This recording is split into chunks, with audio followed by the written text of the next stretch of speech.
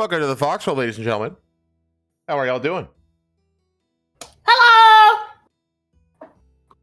Oh, man. We are back. Apologies for the reschedule.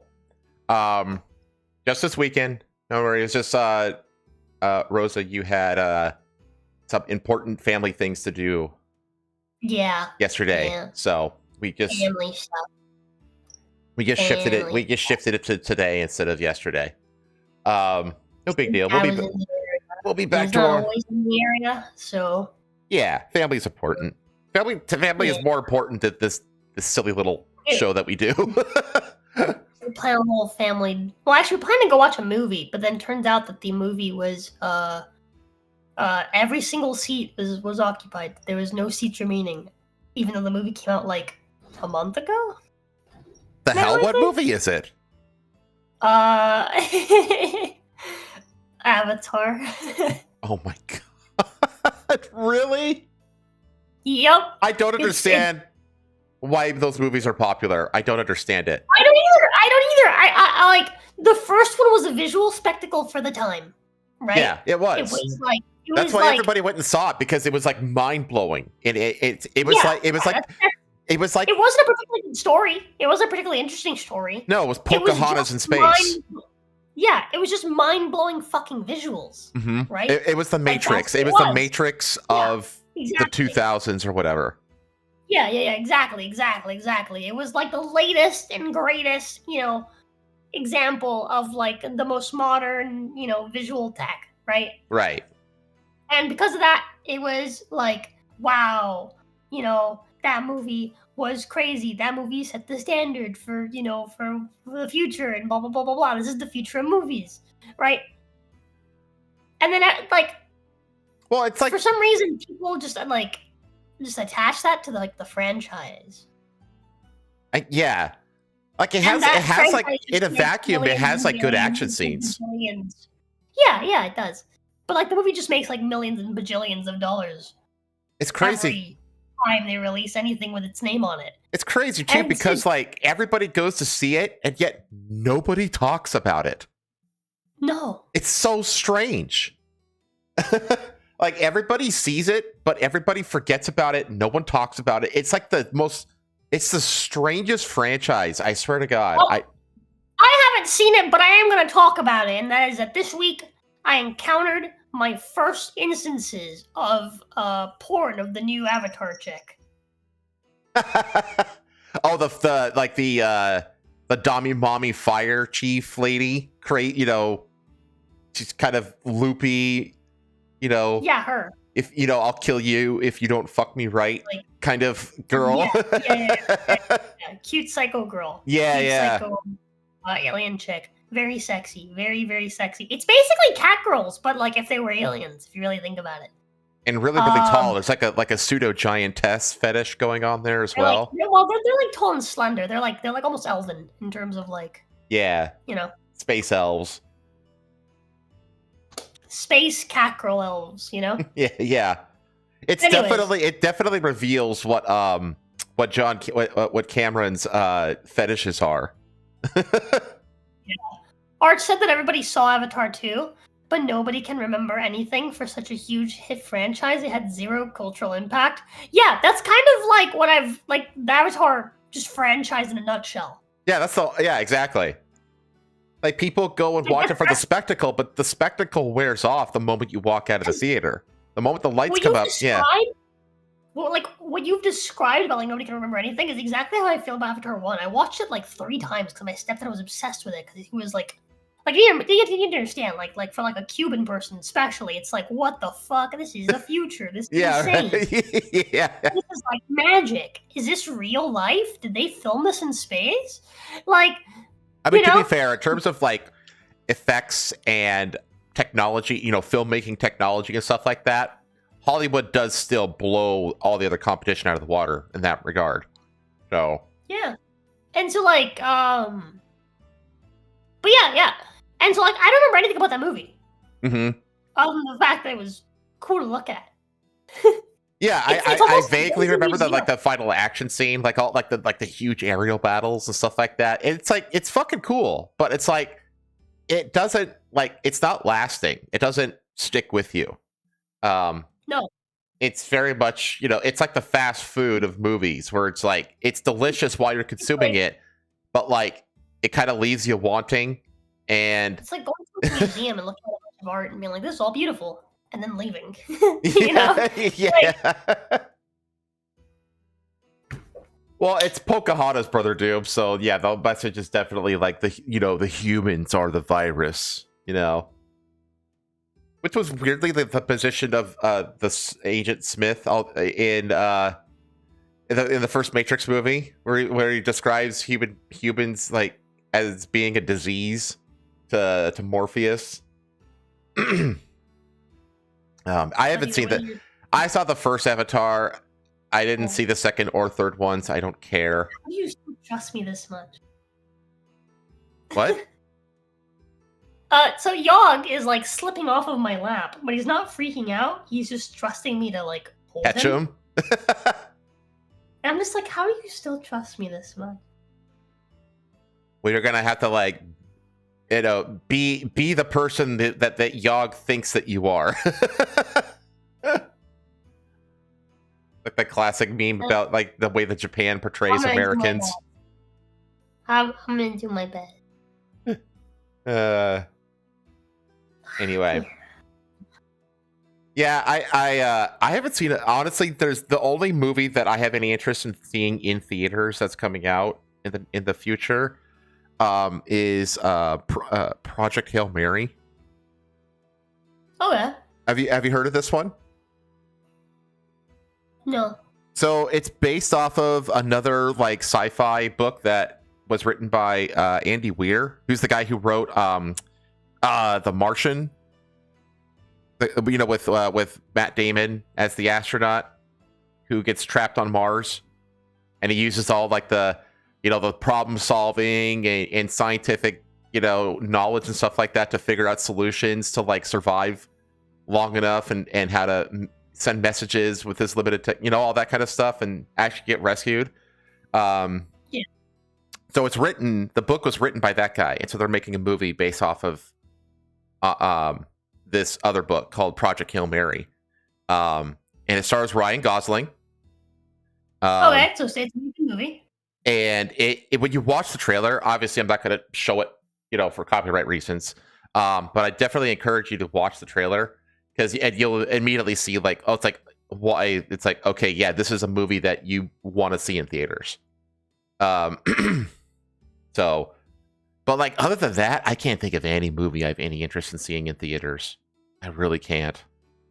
So the last movie I saw in theaters was fucking the Naked Gun movie with what the hell is his name? The Taken guy. Liam Neeson? Yes, thank you, Liam Neeson. Yeah. I mean that was actually surprisingly good and funny. I want to watch the new 28 Years movie. Oh yeah, I'm not like a huge horror aficionado, so I'm not going to see it in theaters. But I have heard that it's actually pretty good. So yeah, because I remember the last one we watched, the first 28 years later was like it's actually like hurts that it's attached to the 28 Years Later franchise. Yeah, because the previous movies are absolutely nothing like it, and if it was just like an original IP, it actually probably would have been better. It probably would have not performed as well either, though, But like, it was like, I actually remember a lot of that movie when we watched it. After we watched it, yes, because it was like, it's a there's a lot of striking visuals and themes and characters and stuff like that in that movie, including giant dong zombie. You know what movie I surprisingly remember like really oddly well? 28 Months. Yeah, especially carrying a baby in your arms. Oh man. Like I actually like I for the most part remember like most of the scenes and most of the plot of that movie, and it feels weird. Dude, that movie was fucking entertaining as hell. Like, that movie was way more entertaining than the second one was. God, I hated that second one. Yeah, I agree. I hated the second one. 28 months later, which is like the fake, not fake. What do we even call it? Mockbuster. Mockbuster. Yeah, that's it. Mockbuster. There was it's just a lot of funny and memorable shit from that movie. Oh man. Like, I remember that one way better than I remember the actual sequel. So yeah. But yeah, I've heard that the Bone Temple is actually pretty good. Like, even like Critical Drinker was like pleasantly surprised by how good it was. Because I there was like nothing else to watch on YouTube, so I was like, fuck. Guess I'll watch a Drinker video. And he was like, it was actually pretty surprisingly good. It had this issue, that issue, but he actually liked it. I was like, huh, okay. Hell interesting. Yeah. So anyways, we never not one of the movies at all, because the only other movies we were interested in was The Iron Lung, which came out literally like the day before. So that's also, as you can imagine, probably really packed. Mm-hmm. Not to mention, it's also like a horror movie. Oh yeah, yeah. And the kids were coming as well. And the other movie that we wanted to watch was that one, was the Bone Temple, which again, kids. Yeah, kids. So we just went to dinner. You guys go out to dinner or something? Yeah, we just went and had some dinner. And, okay. It was okay. It was kind of nice. It would have been originally planned to go to Olive Garden, but then Pei's brother insisted that he would also come, but he didn't want to go do it to the city where the Olive Garden is. So instead, we did it at a restaurant here in Troy. But yeah, so that happened. And we had dinner, and we came home, and we kind of just went to bed because I was tired. Is that bent? No. How is the training going? With the Sundrop training? Yeah. I have no idea. Oh, really? I don't get involved at all. After the first day, when I started absolutely dying of allergies, I just drive, and then I wait in the car. So I actually don't know. I have no clue how it's going. Sundrop has been peeing on the floor more. Uh-oh. Whatever that, for whatever that's worth. And naturally, the dog people don't believe in like dog trained people don't believe in reprimanding and punishment. They only believe in positive reinforcement. Positive reinforcement, and then ignoring when they do something wrong, just ignoring them. So the most recent thing is that she was really, really barking a whole lot last time. Mm-hmm. She was barking up a storm. And so we were told to just ignore her when she barks rather than telling her to be quiet. Okay. And, I tried doing that yesterday while Pei was in the car waiting for me and I was getting dressed after my shower. Right? Because I ended up running late because I ended up having to wait for the towel to get dry. Okay. Ironic. Okay. Yeah. I was ready to fucking get ready to go like an hour in advance. But I was told to wait a while so the towel can dry, and then I can take a shower, and then not have the water get cold while I'm waiting for the towel to get dry. Mm-hmm. So I ended up taking a shower like super last minute, and then still having to wait for the towel. But so Pei basically went and started the car while I was getting dressed, and Sundrop started barking the moment that Pei walked out the door. So I was ignoring her, and I was ignoring her, and I was ignoring her, and I was putting on my shirt, putting on my pants, putting on everything. And I got down to my socks, and I was like, dude, I'm going to lose my fucking mind. It's actually giving me a fucking... I had to take extra time to find the ibuprofen, because it was literally giving me a headache. All the barking. And I just told her to shut the fuck up. I just yelled at her to shut up. And that's it. She stopped fucking barking. I'm sorry, but I don't believe in this ignoring bullshit. It's stupid. It's stupid, and it doesn't work. I've been told to ignore her jumping on me, since we fucking got her. And I have been. Guess what? She still fucking jumps on people. You know what's worked? I've fucking smacked her. I've smacked her when she fucking jumps up on me. And for a while, she stopped jumping up on me until I started ignoring her again. Because ignoring doesn't fucking work. It's stupid. It's stupid. Yeah, it's like you reward good behavior, but you have to punish bad behavior. Yeah, because otherwise she thinks it's okay for her to just keep doing that. Not everything she does is for attention. Actually, sometimes she just does things just because she fucking wants to. She's a fucking dog. Red Wolf beat me to it. Maybe she's barking because she needs to pee. No, she didn't. We already taken her out. She's just barking because someone left the house and she wants to go. That's it. That's it. That's all it is. Don't leave me behind.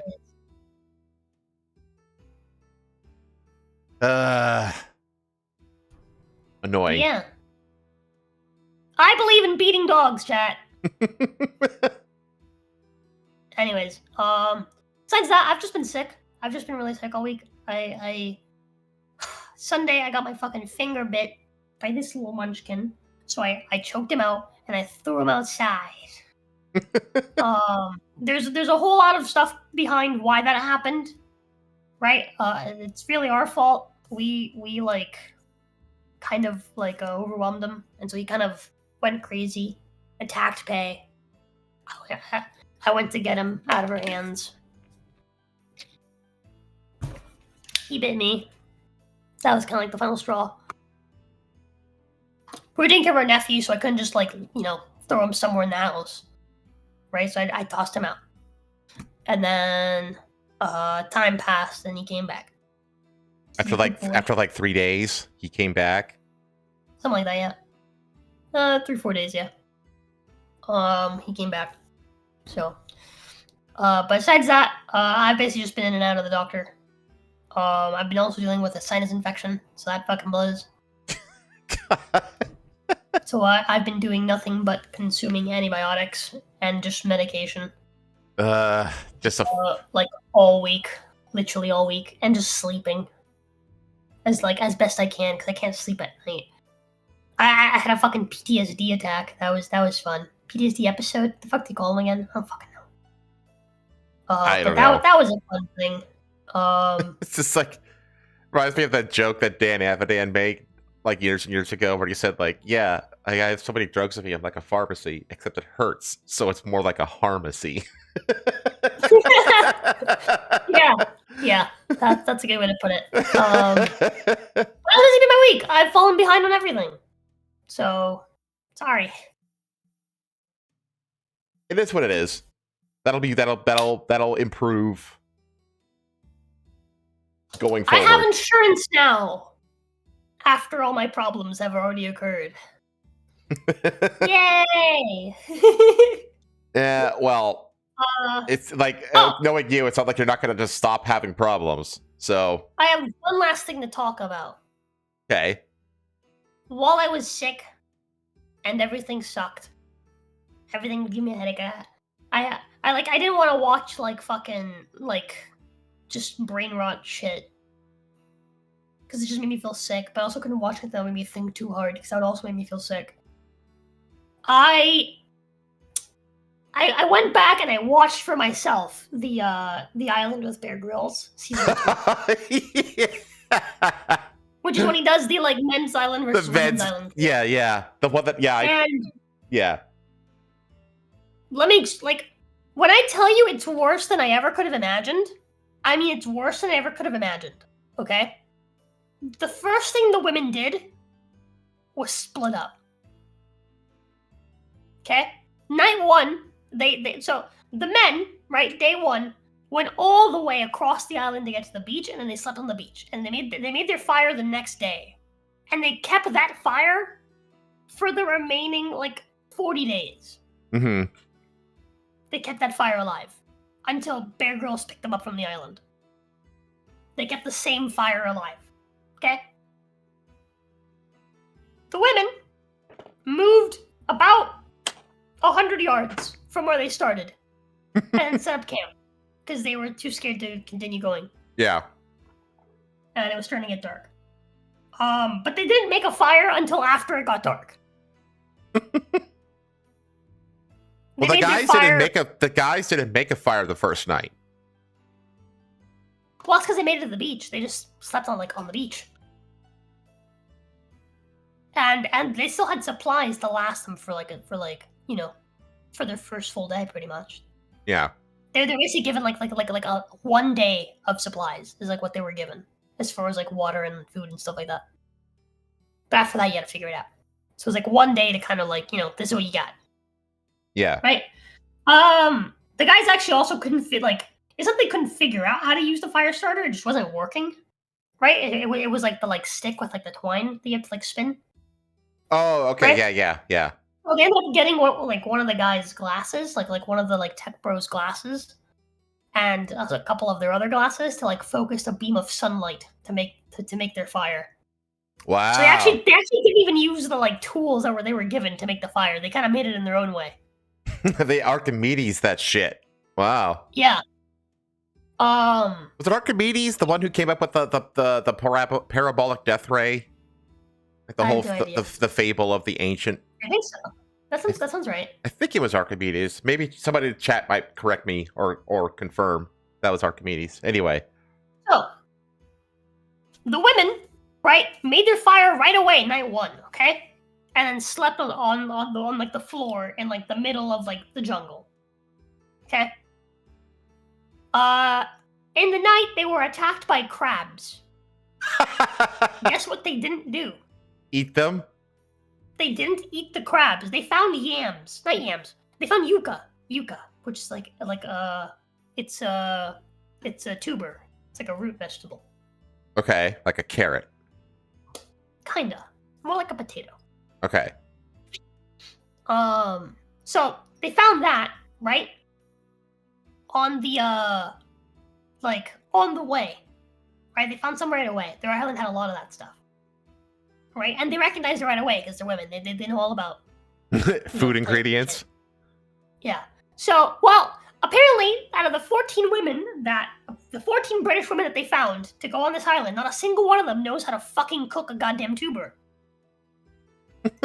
So even though they had a fire, and to be fair, they didn't have water yet, right? It was their first night, so they kind of just grilled their yucca for breakfast. That's what they ate. Okay. Right? But they didn't catch any crabs. They just stayed awake and, fended them off with sticks or whatever the fuck. Right? Right. God forbid we eat crab. Crabs literally came to them. The crabs Right. attacking them in the night. Weren't they And climbing trees and shit. didn't they find wild pigs too, but they were too women about it so that they couldn't? Hold on. I'll get there. Okay. So, what do they do the second day? So, while the men are making fire for their second day and setting up their shelter, right? What did the women do? They set up a temporary shelter for their fire, and then they split up so that they can go find the beach. So they set up an expedition group to go find the beach, right? So the men, right, day 1, before they even started moving anywhere, they figured out what everyone was good at and what everyone did for a living. So that they had an idea of what everyone's skill set. Skill set, yep, right? Exactly. And then they you gotta min-max that shit. Yeah. The women have no idea what any of them do for work. So, on the expedition, they send... none of them are chefs, the furniture clearly. Maker. They send the furniture maker on the expedition. Oh, none of them also spoke up either to be like, hey, I should stay behind because, I'm a furniture maker. I'd be more useful here at the camp making some stuff so the people waiting are more comfortable. Right? Or something, yeah. Or something. They had a nurse and a doctor. They didn't split them. Both the nurse and the doctor went on the expedition. No one stayed behind. But anyways, so they went on this expedition for God knows what reason, by the way, because I guess they didn't want to deconstruct the camp and deconstruct their put out their fire. But also if you go and find the beach, then you have to come back You and have to find come your back. friends again. Yeah. And then you have to deconstruct it anyway, and then you have to go back again. Right? So this Right. idea was already stupid. Uh-huh. They went and they found the beach. Great. Awesome. They spent the night at the beach. They were like, we're just gonna chill, we're gonna camp at the beach, and we'll go get our friends tomorrow. Right? So they found the beach, and instead of like being like, all right, let's go back and get our friends, they were like, all right, let's have a beach day and then relax for the night. So they had a beach day. They wasted their entire day doing nothing but, having fun at the beach and drinking water out of coconuts. Okay? They had a beach day while their friends stayed back. Sounds like one of those did nothing. days in the life of like a middle manager at a tech company, TikToks, where they spend all day doing nothing except just wasting company resources. By the way, the people that they left behind was literally like 4 people. So like most of them went. Oh god. Like, what the fuck was the point of that? I don't know. How big are the groups? Anyway, 14 on each island. Right? Yeah, why not bring those last 4 with you? Just Anyways, so this gets better. They begin to travel back, and so on the way there, it was an old lady that kind of led the charge to get to the beach. She took them in a straight line to the beach, right? They started on the eastern point of the map, traveled to the western point of the map, right? For some reason, one of the women decided that she, was feeling particularly confident about directions and didn't trust the old lady who got them to the beach to get them back. So she decided to take charge. And then, basically, they ended up going up to the northern beach, the northern part of the island. This is all so stupid. This gets better. On their way back, like trying to head back, they made a circle. And then ended up right back where they started. Right? Okay. They spent the next 3 days, okay? Like the first entire 3 days were spent trying to make their way back from when they found the island. Or the beach, sorry. So it's an island. It's a small island. You literally just walk in any direction, you're gonna get to the beach. Like So once they found the beach, okay, they walked twice. They made 2 more attempts to try to get back home, okay? The first one, they went all the way down to the center of the island, and then they essentially U-turned. And then went all the way back to the same northern beach, which they had called a Coconut Beach, okay? Because every time that someone decides they're going to lead and they're going ahead, someone gets confident and they're like, actually, I think it's this way. I don't want to get lost again. I think it's this way. So they kept changing who was leading midway. And both times they did it, the person that took the lead took them up north. So they changed leaders only to get the exact same end result. That sounds familiar. So they went in a huge circle, right?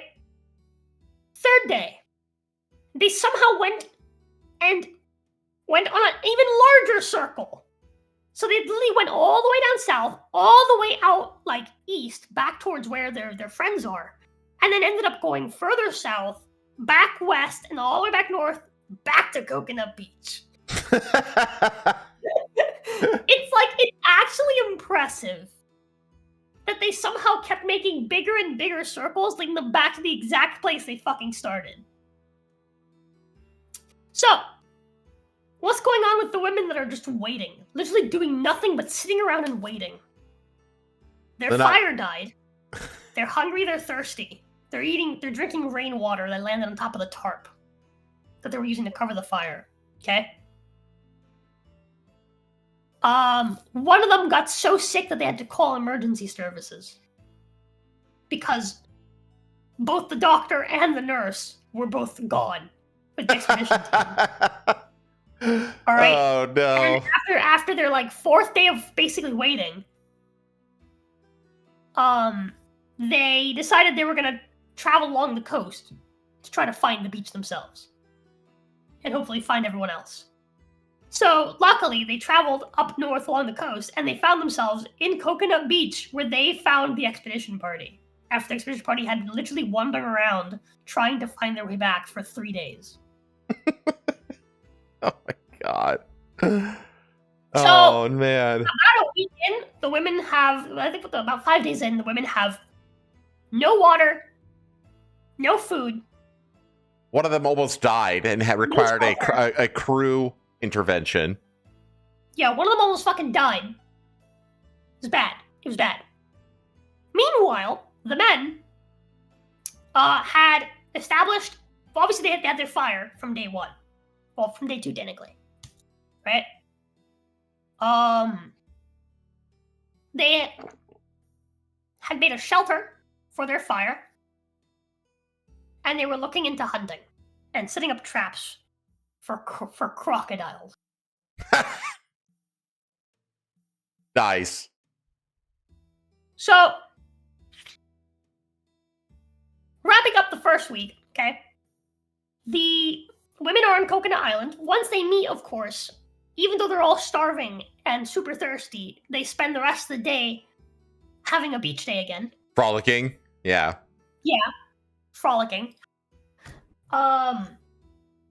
And then don't make a fire that night.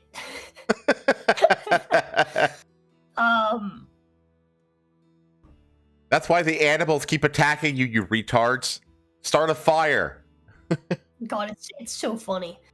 The smoke keeps insects away too.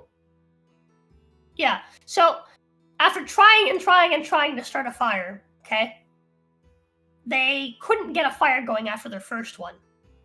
Turns out they somehow broke the fire starting tool, so they literally had to request a replacement from the production crew. Okay. So they requested a replacement from the production crew.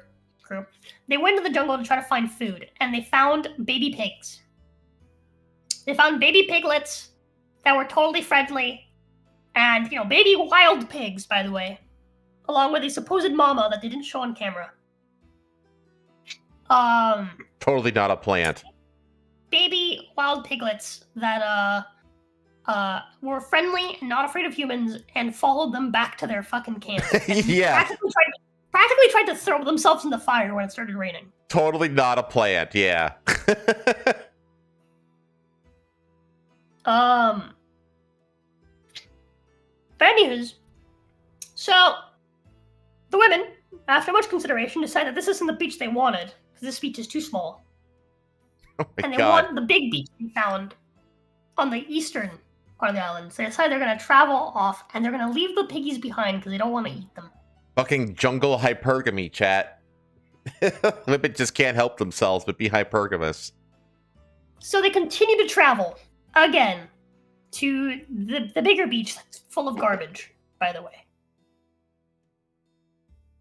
Where they decide to make their little camp.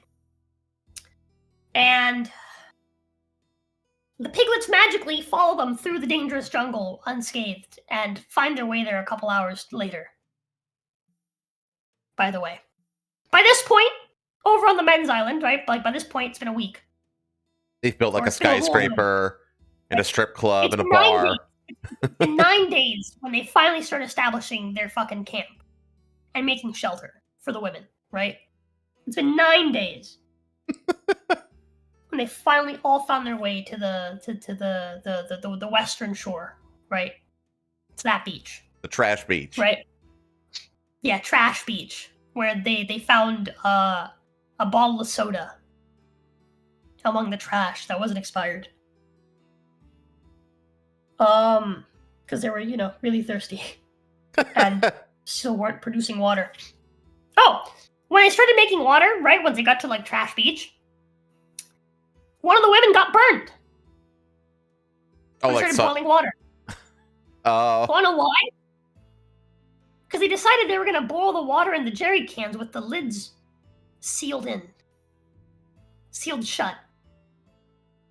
Oh, so they don't understand the whole idea of trapping steam and letting it condense and drip back into it. That's what you're supposed to do. Yeah, they sealed the bottles, so essentially when they opened them, they were like It's a bombs, bomb. and they Yeah, explode. yeah. It's a steam bomb. Yeah. So that was funny, right? Anyways, a weekend, right? What the men are doing? The men caught and killed a crocodile. Yeah. Okay, that's what the men have done. That'll feed them for a while. It fed them for Well- that night, the next morning, and then by the next night, the crocodile was spoiled. Oh, okay. It Yeah, is- that makes sense because they don't it really is have the any means of preservation. Yeah. It is the middle of summer. Yeah, Right. and they don't have like salt, like a bunch of salt that they can use to cure it or anything. Yeah. Okay, But fair enough. By this point, the men have established themselves a series of chores. Every morning they get up, they determine who's doing what. Right? They have their morning chores, which includes going to fetch water. They set up a very complex water filtering system, where basically they had water filtered from one bottle, like through plastic bottles, full of sand, shirts, stuff like that. Yeah, That would then drip. It would drip from one bottle to the next, to the next, to the next, to the next, until eventually it drips into the jerry can, which is always on the fire, always boiling. Right. So like that, they use the water. But every morning they would go fetch water. Go fetch more water. Yeah. Right? They had these sticks with water balls hanging from them that they would essentially, use to carry the water to and fro. Where their natural, their fresh water source. Mm-hmm. Right? And then every morning some men would go and they would cut wood. Because they always need wood. Because they were using wood to Fire. build basic furniture. They were using it to Keep the fire going. To keep the fire alive, etc. Right?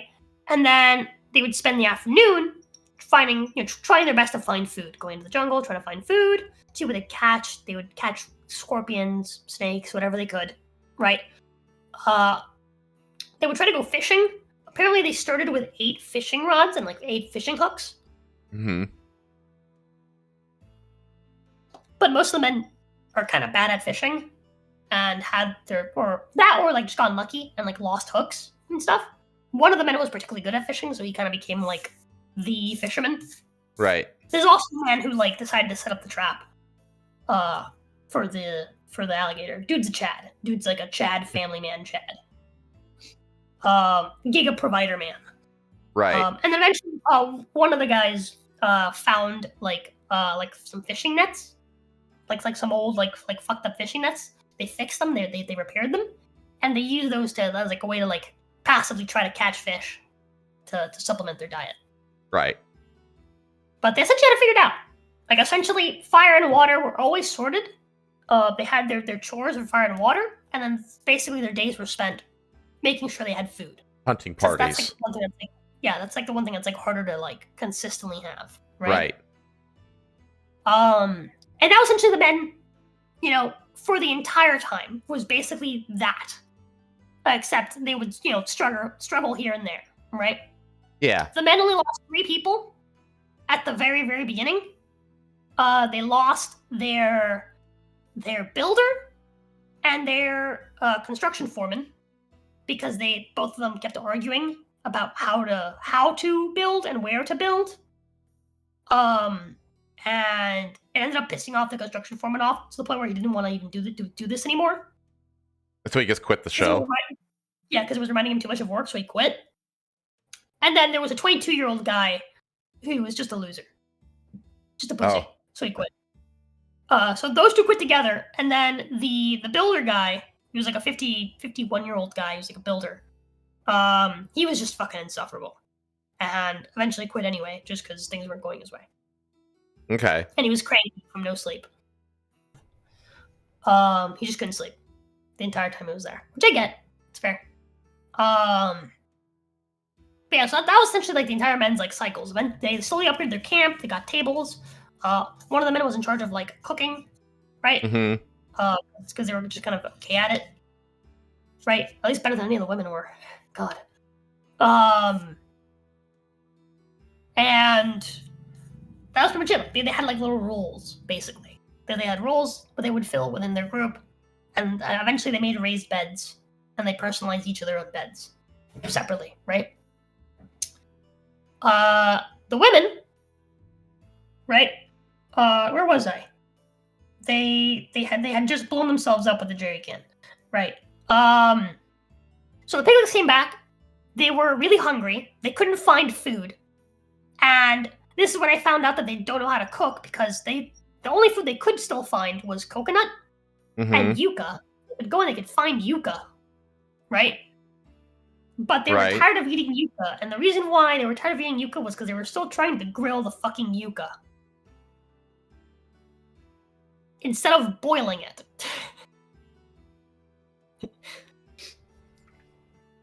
Because that's what you're supposed to do with yucca. You're supposed to boil it so it gets nice and soft, and it's like it releases all the flavors and juices and stuff, and it gets really delicious. But they were fucking grilling it, so that they're essentially having like imagine taking like potato wedges, throwing them on the grill until they're half burned, and then eating that. Does that sound delicious to you? Not even a little bit. Yeah. Boiling was my first idea. Lol, yeah, that's what you fucking do with yucca. But yeah, all of them knew how to identify yucca, but none of them knew how to fucking cook it. Not a single one. Don't you basically cook it the same way you would cook radishes? Yeah. Because you gotta like soften it. You boil them to like soften them up and actually make them like edible. Yeah. So, the chick that oh wait, I almost forgot. The men did lose a fourth guy, but not by choice. He didn't want to leave. He fell on some rocks and split the muscle on his forearm. So he had to be evacuated off the island. But they let him. They let him show up at the end once the men made it. Which is cool because he didn't leave by choice. He actually really wanted to stay, even through the injury. Mm-hmm. But they made him leave because the wound that he got was too deep, and without surgery, it may have caused permanent muscle damage. So that was the men. They ended up with 10 men technically, but again, that guy did show up at the end. And then for the women, right? So one girl left right away because she just couldn't stand the bug bites. And honestly, that would have been me. I get it, real. But she left right away, and the girl that ended up getting sick while she was waiting, she ended up getting so sick that she had to leave. Right? Mm-hmm. And then another chick that got just fed up with like the whole being lost for fucking 3 days also ended up leaving. She was like, I just want to go back to my family. I don't care anymore. So she left. Right? And then someone else left, and I can't remember who or why. Oh, and then one of the older women, right? So for the most part, the older women were like the go-getters that just kind of kept going and kept pushing to do stuff. One of the other women started having back pain, and she was like, I don't want to, I can't stand feeling like dead weight, so I'm not going to. I'm just going to leave you guys. I helped as best I could, but I don't think I can be helpful to you guys anymore, so I'm just going to go. Because she didn't want to be like another mouth to feed. So she left. Right, which is honestly fair. Yeah. But, so the rest of the women, right, they ended up deciding, the piglets, right, they ended up deciding they were going to kill them, and they were going to eat them, because they were really hungry and they couldn't find any food. Okay? So, after much doing nothing and sitting around with the piglets, they decided to kill them, and one woman took it upon herself to be like, I'll do it. I'll kill the piglets. And then she didn't do it. Right, she chickened out. She faked it for the camera. And then the piglets were killed off camera. And I know that she faked it for the camera. Because I can show you pictures of the before and after she pushed her knife through. And it's the dumbest thing. It is the dumbest thing. She was like, yeah, I'll do it to ensure a swift kill. And so it's very humane. And then she held the knife like this. I'm going to send you a picture. Did I already send you a picture of this? I can't remember. I don't think so. I'm gonna send you a screenshot. Wait, I think. Wait. You did send me pictures of the fake pig killing. Yeah. It was fucking bullshit. They didn't actually kill the pig. They had the production team kill them off stream because no one actually wanted to kill it. Later on, they went hunting because they were still hungry. Mm-hmm. And they found a snake, and I think the same thing happened because they struggled on screen to kill the snake for a while. And then it cut to a scene of like one of the women just slamming her machete into the ground, vaguely where the snake is, and then the snake's head was gone. Like in the next scene, they just showed the headless body. So that's that. And on the way back, they found a sleeping pig. They found a sleeping pig that would not wake up. Even though they were making lots of noise and stepping on lots of crunchy leaves. Okay. Mm-hmm. So they planned to tackle this pig and kill it. And I swear to God, this pig was drugged because it didn't so they had snared this pig earlier. They caught it by its ankle. And they were like, yeah, we're gonna get real close. We're gonna jump on top of it. We're gonna throw our bodies at it so we can catch it and kill it. Okay. And they proceeded to slowly walk towards it while the pig was freaking out because it heard them from a mile away. And they kept slowly walking towards it. Even while they were really close to it, they kept slowly walking towards it until the pig freed, and they were like, oh no. But they found it again, it was sleeping. And this time it was just, again, I'm telling you, this pig was drugged. Because they went and they ran up to it, pretty carelessly, and then just tackled it. Mm-hmm. And it was kind of just squealing there and shaking, but it wasn't able to really get up or anything. You can see in the moments before it's tackled, where it kind of looks at them and it shakes on the ground, but doesn't get up. It was drugged. I'm pretty confident it was drugged. Yeah. But they went, and that was the first thing they actually killed, because they actually showed that on screen, her stabbing down onto it. And I actually do believe they killed it this time because they were actually emotional about it after they did it. But they weren't super emotional about the baby pigs immediately after killing them. So I'm pretty confident they didn't actually kill it themselves. Yeah, I can believe that. But they didn't kill a pig. They killed a half unconscious drugged pig. And this is the part where 100% they would not have fucking survived. After killing the pig, right? They bring it back. It's really funny. They catch us on fucking camera, but when they're being there's the epic music, right? They just caught a pig and they're walking back to camp with a pig hanging by its ankles from a stick, and the stick fucking snapped.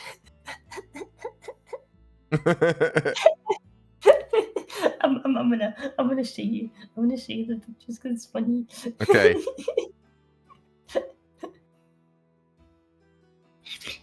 The fucking stick snapped while the fucking epic music is playing. It's so funny. It's so funny, dude. They also cut its head off before bringing it back for some reason. And they kept its head in a bucket with no intention to eat it. They kept it in the bucket together with the snake that they killed. So they caught. So they cooked the pig that night, right? Spend the next day basically chilling, right? And then that next night, okay? Not the same night that they fucking cooked it. The next night. Actually, hold on. I'm getting ahead of myself. They cooked it that night, right? They didn't get rid of the fucking pig hides. So they woke up covered in ticks. And tick bites. And ticks buried in their skin. Their heads buried in their skin. So they had a tick infestation because of the pig hide that they didn't discard. Yeah. Right? That next night, they decided to take one of their 2 jerry cans. So the women's water system was more simple than the men's. Mm-hmm. They essentially filtered all of the water into 1 jerry can first. and then they transferred it into the second jerry can to boil. That was their system, right? But Yeah. ultimately, they would boil 2 jerry cans worth of water. I think was the idea, right? Or I think they were just filtering it directly into the jerry can. I can't remember how the fuck it is, but whatever. Point is, they have 2 jerry cans with them that they brought at the very beginning, which is water for a day for everyone. That's how much water you have in 2 jerry cans, right? That was their day's supply, right? So 2 jerry cans about how much water they had to boil every day in order for everyone to be okay and hydrated, right? They decided to take one of their jerry cans and stuff it with the remaining pig after it had already been a full day since they cut it. Mm-hmm. Okay? They stuffed the remaining bits of pig in the jerry can with salt water and then buried it under the sand to try to preserve it for breakfast. Or for the dinner the next day or something like that.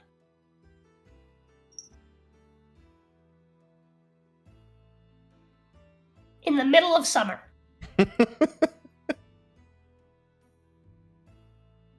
That was their idea. They were like, yeah, it's gonna work like sort of like a primitive fridge.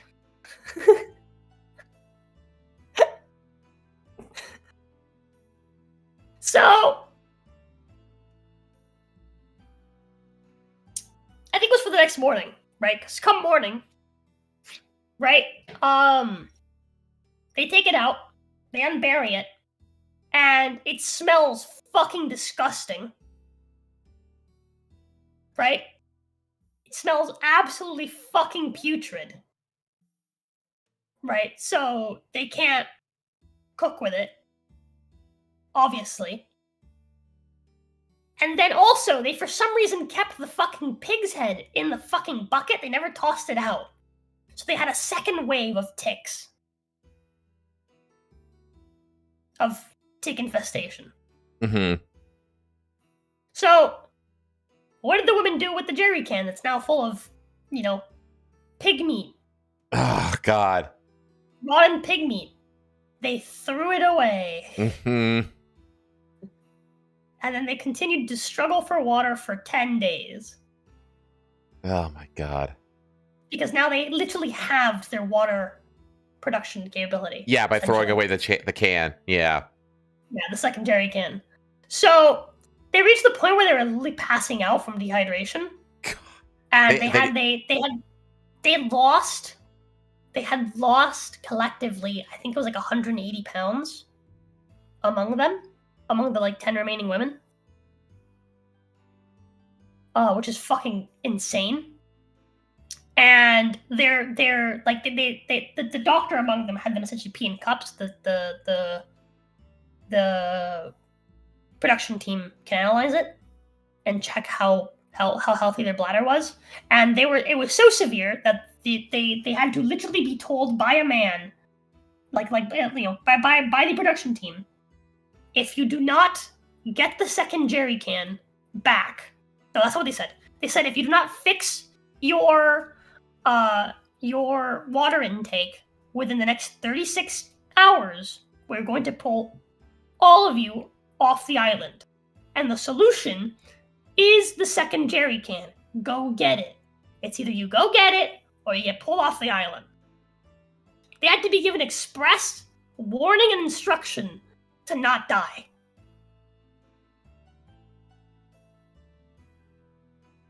Absolutely mind-boggling. Yeah.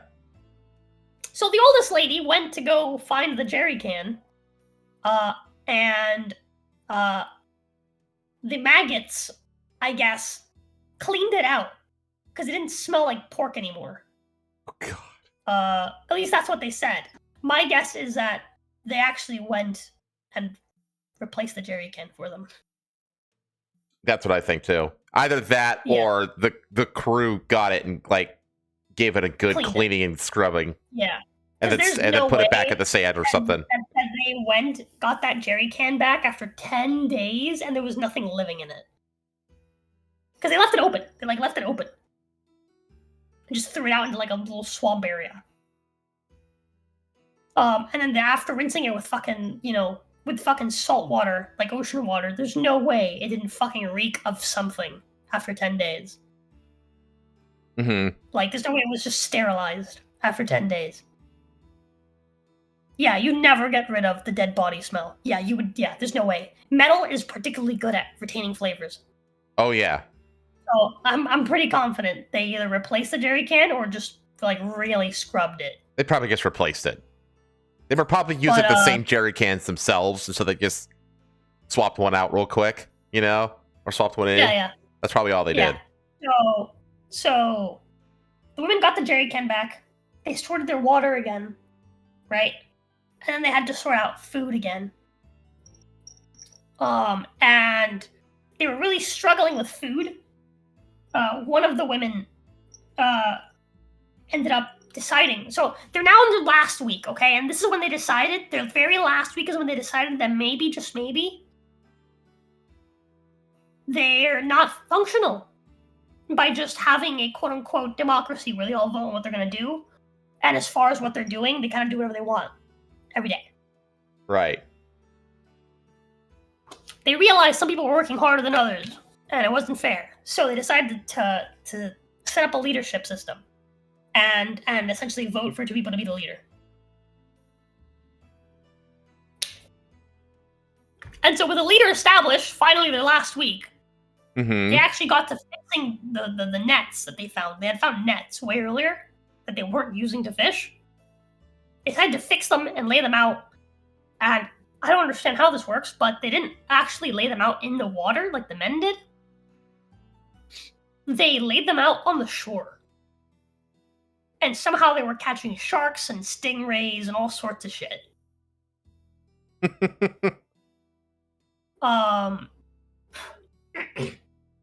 But they also happened to just randomly find, while they were fishing, a random fisherman of Spanish-speaking fishermen just came by and gave them a fish. Wow, how kind of them. How kind of the totally random. Right. But they also happened to just randomly find cans of baked beans in the forest. In the jungle, sorry. That was another thing they found. They found cans of baked beans. But yeah, so the women essentially bumblefuck their way into survival and then spend their last few days making a shelter for the first time, a proper shelter. Wow. They've been sleeping on the beach this entire time, just in the sand. Just in the sand this entire time. They hadn't made a proper shelter for anything other than the fire, and that was only after their fire died a bajillion times. Yeah. They really do have no survival instincts. And they made a single house with a single really big raised bed, made out of bottles. They made a makeshift longhouse, chat. They made a communal resting place where they can all basically sleep together, fucking spooning on a single bed, unlike the men who all had individual raised beds. It's like that giant bed that all the old people slept in at the beginning of Willy Wonka and the Chocolate Factory. Mm-hmm. Yeah, pretty much, yeah. It was absolutely, and they made it all pretty and stuff, so obviously Bear Grylls liked them more. But yeah, so they Well, Bear Grylls got a lot of shit when this originally happened. Good, because he essentially was you guys mastered this island. You didn't just survive, you thrived. And then to the men, they were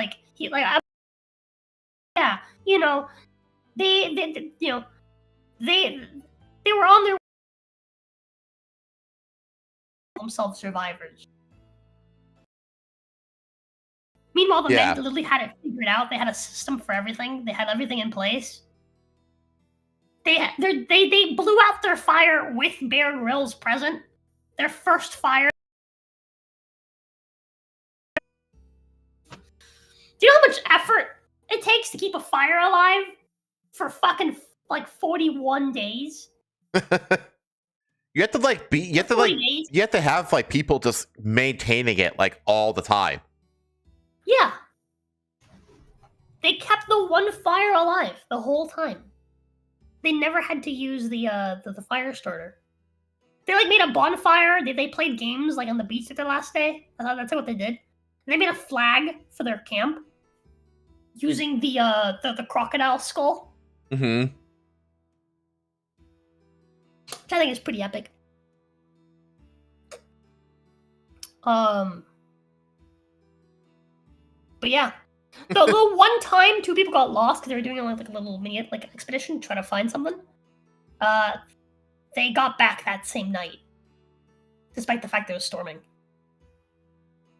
Even like the worst possible conditions and in total pitch black darkness, they were able to find their way back to camp. It didn't take them 3 days. Men have a better sense of direction. That's like a provable thing on average. Yeah. But yeah, it was Anyways, there you go, chat. we're an hour and 7 minutes in. That was The Island, season 2. Bear Grylls from however many years ago. I watched all of it, and it was worse than I ever could have imagined. This is just because I just happened to mention it recently on the show. No, what it was is that I like while I was sick, I couldn't like watch anything, and I kept kind of like just defaulting to just mindlessly going through shorts. And then I randomly just bed rotting. Waiting on Thursday, I found like a short, some dude like teaching like survival, like camping tricks and stuff like that. It's like 5-minute crafts, but like in the field. Mm-hmm. And some of it's actually pretty useful. What I basically learned is that like as long as you have wax, you can make all sorts of fireproof, like, you know, fire starters for later. Oh yeah, you know that they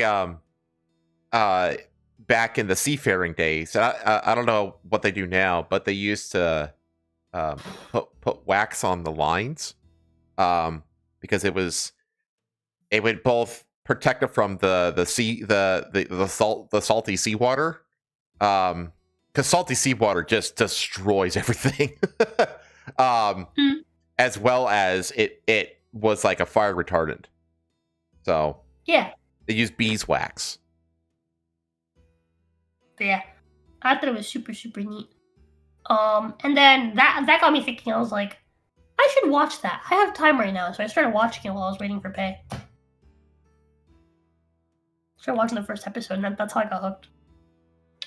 There you go. But yeah. Well, hopefully you're on the mend now. Especially with Yogg back, you know, all that kind of stuff. Yeah, like it helped a lot. That like, improved my mood tremendously. Yeah, and so it's amazing how much like yeah. So remember I was saying about all the guys were pussies. They found a boa within the first 30 minutes and just ran away from it. Oh man, that's really funny. Okay. Well, my week went very normally, I guess. I did a marathon Subnautica stream on my birthday. I did have my birthday this last week. It was Tuesday. So now I am 43 now. Good. I highly doubt I will survive until the next prime number. Yippee! Yeah. But I was hoping, I was like, man, you know what would be cool is if I finished Subnautica on my birthday. Like probably like the game that the one game that I never in a million years thought that I would be able to finish. What if I finished it on my birthday? And so I went for it, and I streamed for like 5.5 hours or some shit like that, 5.5, 6 hours. And I didn't finish it because I thought that the end game was once you reach the bottom, you basically like you get cured, and then you just have to get back to the surface, which you teleport to the surface pretty much. And then you just build you build the rocket or whatever, and then you get out of there. But no. First I had to get down there, okay?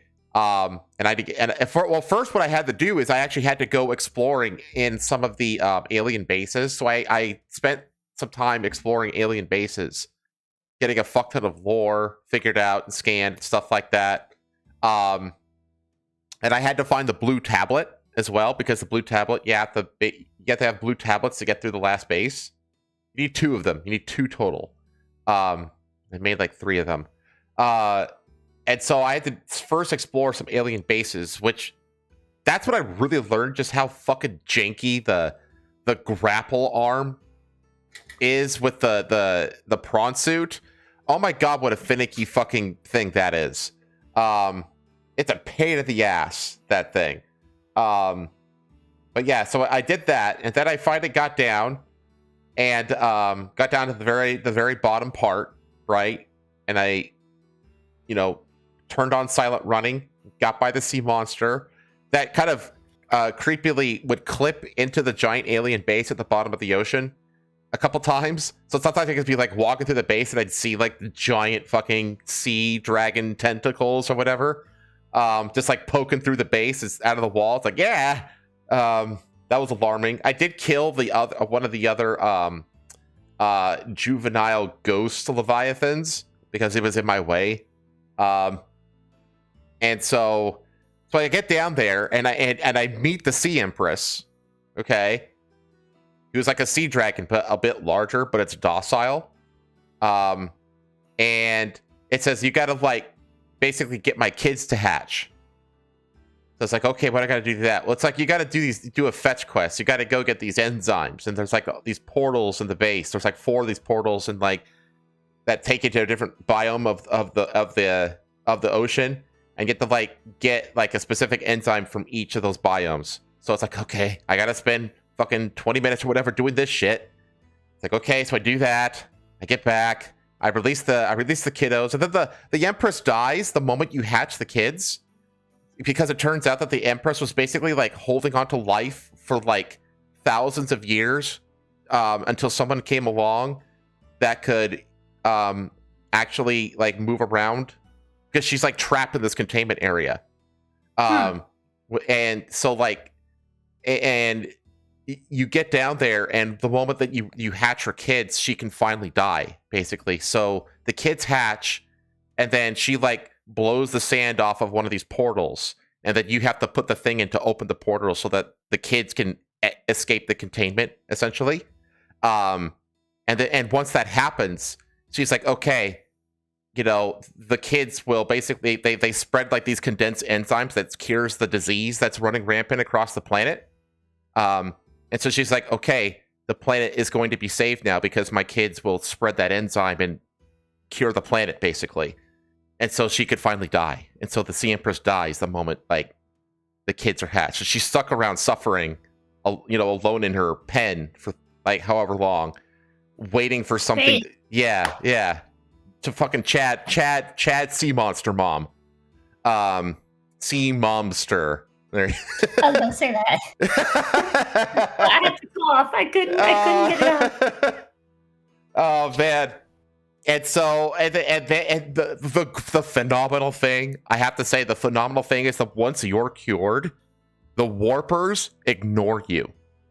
The warpers stop giving a shit about you, because it turns out that the warpers are actually like these biomechanical constructs, which is why they seem to have like superpowers. They can warp, that were built specifically to eliminate the disease and try to contain the disease.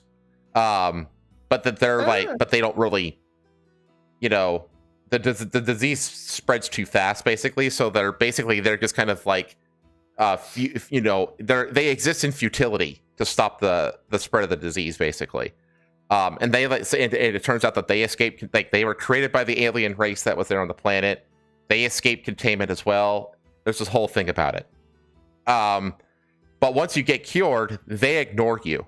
And I had a funny moment on the stream where I jumped into the water and I accidentally landed right on top of one, and it just warped away. It didn't bother with me. And I was like, thank God, because that would have really sucked. It's funny. And then I got to building the rocket. And that's when I was already like 4.5 hours in. I was like, okay, just gotta build the rocket, and then the game can end. It was like almost 2 in the morning. But you can't just build the rocket.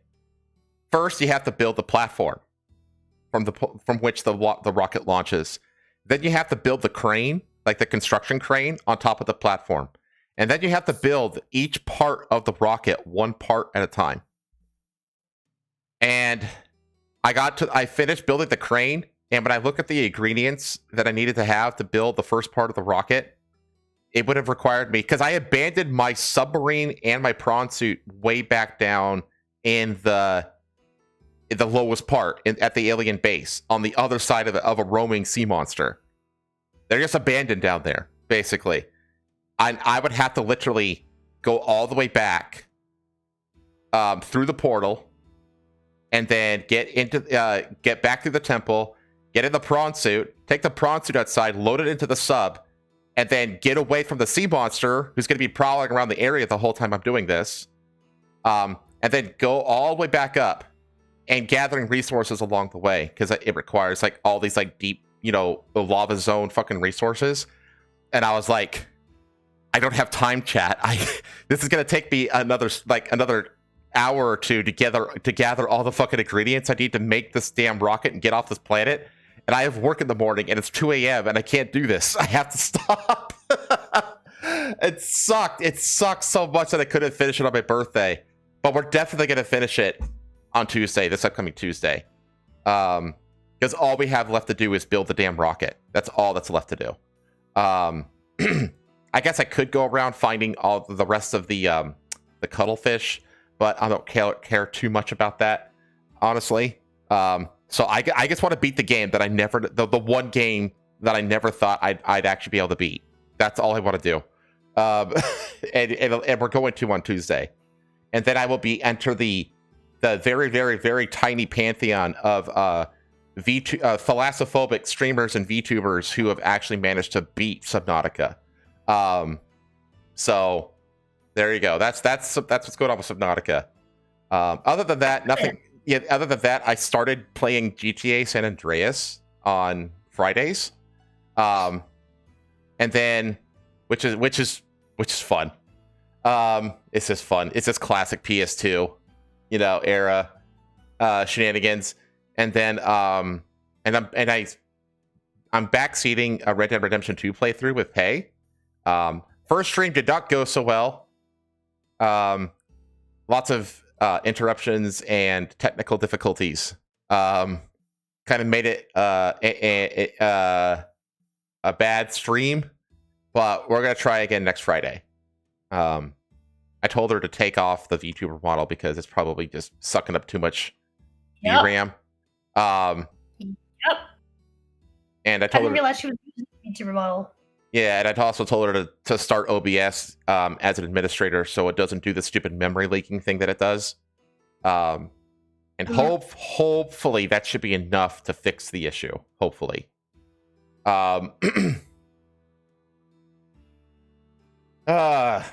But yeah, so that's what's going on there. Then I don't really have anything IRL except my birthday. I didn't do anything for my birthday. My parents got me a wireless keyboard, which I only just now got a wireless keyboard. That's how fucking much of a boomer I am. So I have my first wireless keyboard as a gift.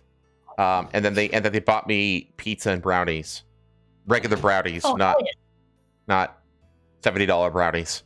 Oh hell yeah! And that's it. That was my birthday. It was fine. I don't really. What? Did you say $70 brownies? Yeah, I said they weren't $70 brownies. They're regular brownies. Like pop brownies. Pop brownies are expensive. I was like, well, who the fuck makes $70 brownies? The people who put pot in them. Okay. Yeah. My bad. And NBA says never use a wireless keyboard. They can be hacked. I think my keyboard has wireless capability, but I still use it wired. I just feel like it's more like responsive. Who the fuck's gonna hack my keyboard? NDA? Like, come on. Like I'm a fucking nobody. Like, He gets big tomorrow and gets his keyboard hacked. I know, immediately. right? Like, what does it even mean? Like, what is it? What do you even do to hack a keyboard? Is it just like a keylogger? Like, I no, who's gonna hack my fucking keyboard? Like, what? But anyway, yeah, that was my week. I guess it's time to talk about the elephant in the room. If you're up for it. Oh yeah. Okay. We're going straight into that. Yeah, that's the first story. Oh man. Right away. Starting big. Juicy. Okay. Big and chunky. You gonna share screen? Oh, that's right. I need to share it with you. Here is my blurry share screen for you. Okay, so on Friday, there was another Epstein file drop. Somewhere in the realm of 3 million files. Combination of images, videos, PDFs, etc., etc. The redactions were the redaction process is still incompetent because there are multiple cases where the same like duplicate documents are uploaded and there are different things redacted and unredacted between them, which kind of completely redactions that were not centered properly on what they were intending to redact, so you could read it anyway. Just a lot the of less things are redacted, the better. Just a lot of incompetent shit happening. Honestly, it's fucking embarrassing. I gotta say, like, how do you not know how to just fucking redact something in Adobe PDF and then just flatten the document when you're done redacting it? Like, how is this difficult? It's baffling to me. The only thing I can think of is that they had like an army of people to, task, and like if one person had a file and then another person had the same file, because there are duplicate file of some files, and then that person but they were working in parallel, but they're not like talking to each other, and so one person would redact certain things and the other person wouldn't, and redact other things. You know what I mean? So you get this discrepancy. That's the only way I can think of this happening. But something, and also this is probably the last document dump that we're going to get about Epstein, I imagine, because this is about half of the total files, but the remainder of the files are a combination of just straight up duplicates. So they're not even really Epstein files because they're just copies. Or they're completely protected by attorney-client privilege. So this is probably the last batch that we're going to get. So let's talk about the first one, the first elephant in the room, which is Trump. Okay. Trump's name is all over the files. I think several thousand times, upwards of like 5,000 mentions of Donald Trump, the vast majority of which are nothing. They're just talking about his real estate businesses and that kind of stuff. There's nothing like, very normal legal activity, etc., etc. But let's go ahead and go through this. So the Justice Department on Friday to release more than 3 million pages of files related to an investigation. Epstein, blah, blah, blah, blah. Let's see. Let's get into it. Trump's DOJ compiled list in 2025 of tips that made allegations against Trump. So that list, by the way, is this. There have been a lot of leftist things that or people that are touting these files as him being, completely guilty of everything, basically. But they're also leaving out a lot of stuff too. But this goes through what this is. These aren't charges. Okay, these aren't FBI investigations. These are literally just like random tips into a call line that was set up after Trump became the president. So that right there immediately is an immediate red flag, because a lot of people that want to hurt Trump after he becomes president. So, I mean, you can read the complaint summaries here. Again, these are just random people who called into a tip line. Reported unidentified female friend who was forced to perform oral sex on President Trump approximately 35 years ago in New Jersey. So this is the famous Jane Doe case that Hillary Clinton tried to peg him on during the initial 2016 presidential campaign. And then, so the friend told Alexis that she was approximately 13 to 14 years old when this occurred, and the friend allegedly bit President Trump while performing oral sex. The friend was allegedly hit in the face after she laughed about biting President Trump. The friend said she was also abused by Epstein. Who was blank person reported she has a friend blank who was a personal assistant to Epstein in Florida from 1986 until 1991 or 92. This friend shared names of some of the guests at Epstein's parties, to include Bill Clinton and Donald Trump. And you see, and so it keeps going. We have caller stated Orrin raped her best friend, and the third. So this is, I think, is this Orrin Hatch? Yeah, Alan and Orrin. Oh, we don't know. Yeah, so this is caller named other individuals involved in big orgy parties with her, other girls, and older Victoria's Secret models, including Bill Clinton and Donald Trump. Online complaint reported she was a victim and witness to a sex trafficking ring at the Trump golf course in Rancho Palos Verdes, California, between 1995 and 96. Complainants reported Ghislaine Maxwell as the madam and broker for sex parties, clients of whom included Epstein, Robin Leach, and Donald Trump. Complainant reported participating in orgies and that some girls went missing, rumored to have been murdered and buried at the facility. Complainant reported being threatened by Trump's then head of security, that if she ever talked of what went on there or who she saw, he would end up as fertilizer for the back 9 holes like the other cunts. Complainant complains to a video of high-profile sex parties dealing with cartels and having witnessed Robin Leach strangle a young girl to death at a party. You could see reported his ex-girlfriend blank were victims of Epstein's, and one was murdered while working as a limousine driver. Complainant recalled picking up Donald Trump in 95 to take him to his Dallas-Fort Worth to take him to DFW airport.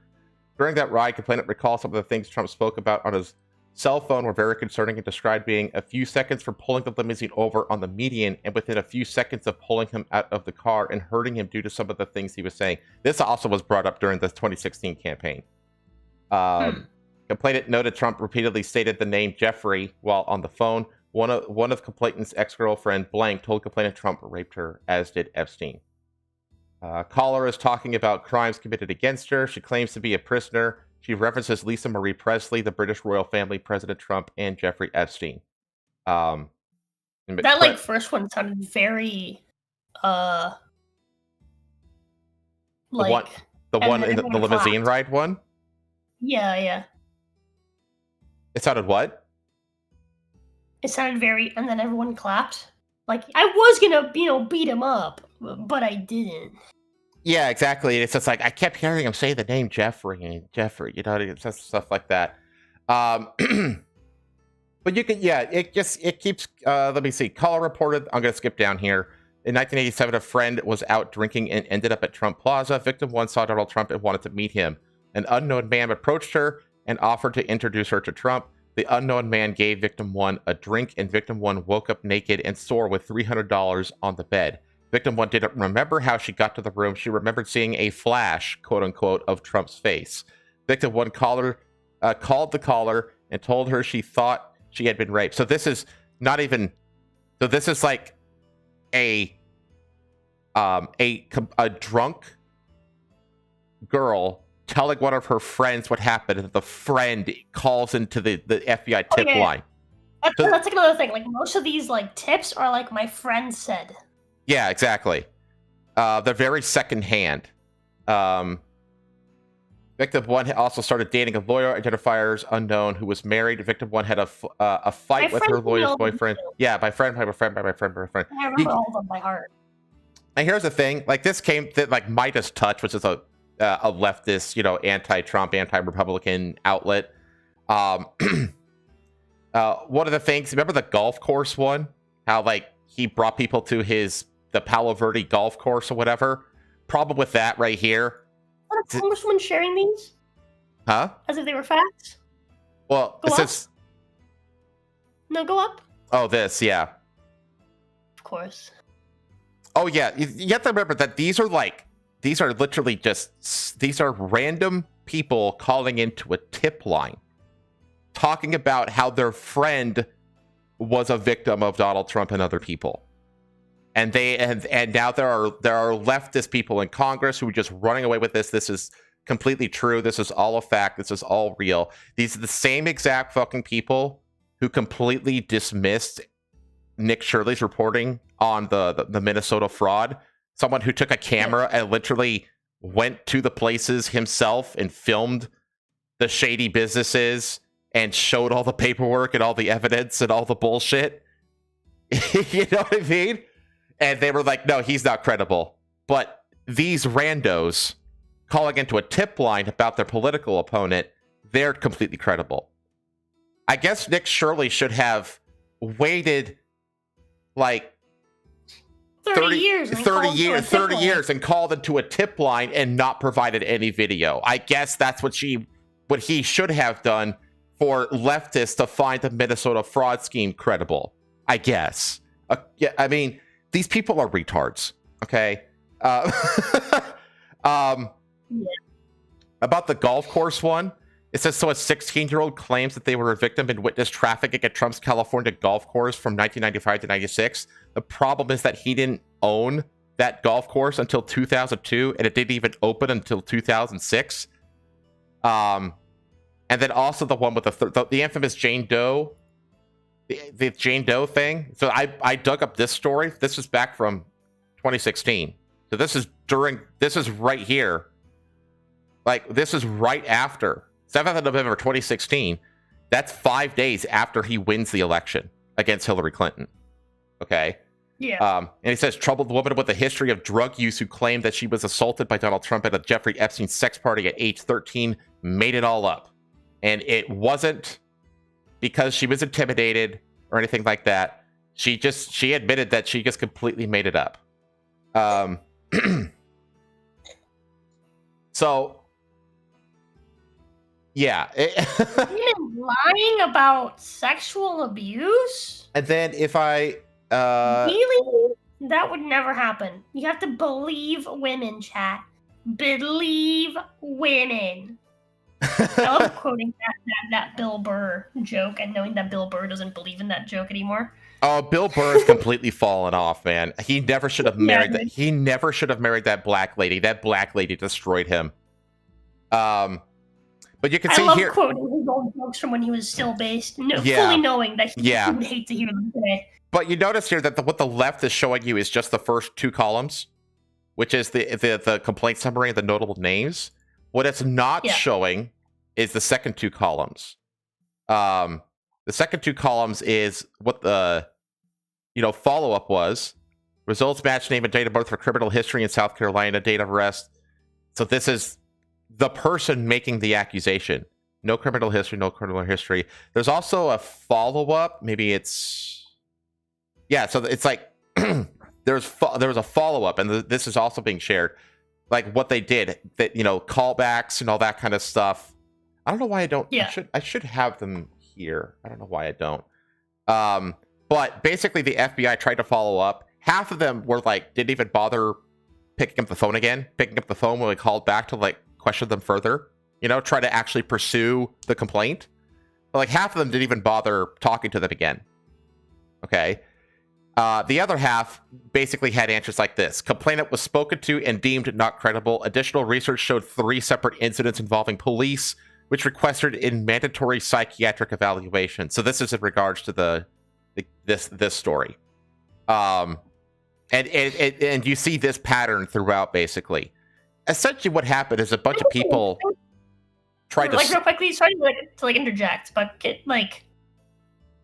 I was just reading the you're quoting a leftist account, and as fact post that was there, and also Wolf saying you don't need evidence in the lefty court system, just hearsay and feelings. And I recently had a conversation with ChatGPT because me and ChatGPT got into an argument over because I was people in the comments of the island thing were talking about how there was apparently interviews and stuff done after the fact where members of the the team admit that they fabricated a bunch of shit. It's so the women don't fucking die. Yeah. But I couldn't find it, so I asked ChatGPT to find it for me, and ChatGPT could not. And I had a conversation with ChatGPT about it, which led to an argument about what men and women inherently do. Right? Yeah. Which ChatGPT essentially told me that I was wrong, flat out, and I was like, "What the fuck are you talking about?" I started to talk about ChatGPT, and I realized ChatGPT wasn't using the word inherently the way that it means, and I was like, do I not know what inherently means?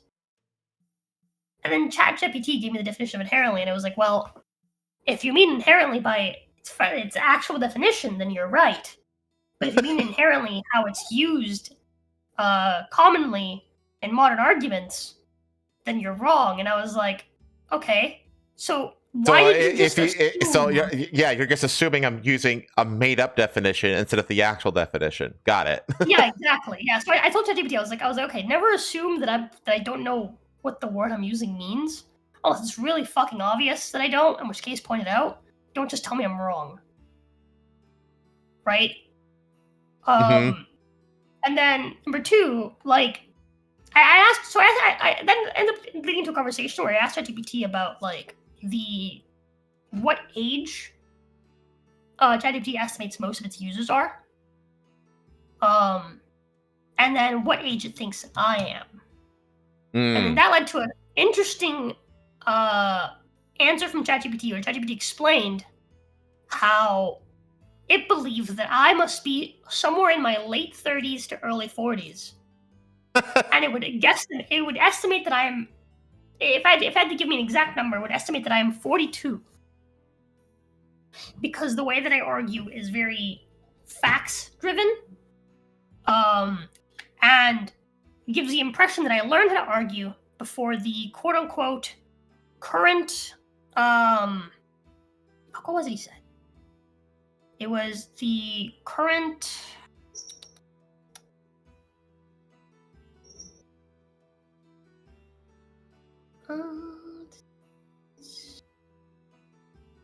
before everything became vibes first is what he said. But yeah, so they lean to the expectation, right? That's the expectation that words should mean what they mean, and not what the current discourse emotionally loads onto them, is more common in people who learned argument before quote unquote everything became vibes first, which I thought was really amusing. Yeah, because that means that because ChatGPT's behavior I thought was odd, right? Why would a logical, intelligent AI assume that I'm misusing a word rather than taking my argument literally word for word? Right. And it's literally it's because most people that talk to ChatGPT are younger, and they don't use words correctly. And it's led to ChatGPT assuming that most often when those particular words are used, specifically when it comes to arguments about things like politics or science or whatever, right? Yeah. ChatGPT has been led to assume the person is ignorant and doesn't actually know what they're talking about, let alone the definitions of the words they're using. Mm-hmm. And that's essentially the reason why I'm bringing it up now is because I feel like that's essentially what Red Bull is saying. It's these people like you're saying these people are fucking retards. It's yeah, it's because they don't actually care to know what the factual information is, or what the truth is. They just care about fucking whatever fits their vibe or matches the like how whatever validates their fifis, how they feel about something. By the way, stream's been buffering like crazy. Really? Yeah, all of chat's mentioning it. I'm seeing it as well now that they mentioned it. It's like literally buffering like every couple seconds. Oh, jeez. Oh, fuck. What if I just do that? I'm gonna turn off. I'm gonna stop streaming to Twitter. Maybe that'll free up some of the bandwidth. Maybe. I don't know. You're right. It does. It says poor on my side for stream quality. Weird. Oh, I just realized. Do you want to close the Discord one? Sure. Cause I can see you moving it on screen, but it's most certainly not moving for me. Okay. Oh, sorry, I can see you moving it on stream. Yeah. You want to just follow it there? Maybe that'll help free up some bandwidth? I don't know. Maybe.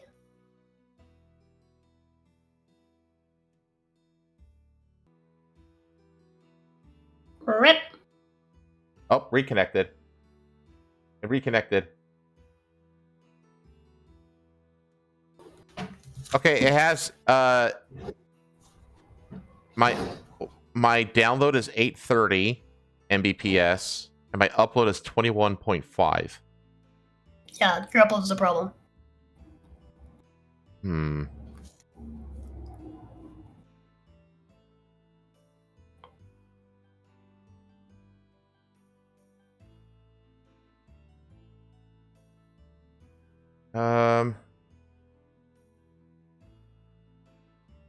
Okay, I am going. I'm gonna restart my computer, so I'm gonna have to close the stream. Okay. Oh god. Sorry. Well, because like nothing is fixing this. Okay. So what I'll do is I'm gonna restart. I will set up a new room, and I will see. We'll see y'all in like 5 minutes, chat. Okay, and I'll see you in a couple.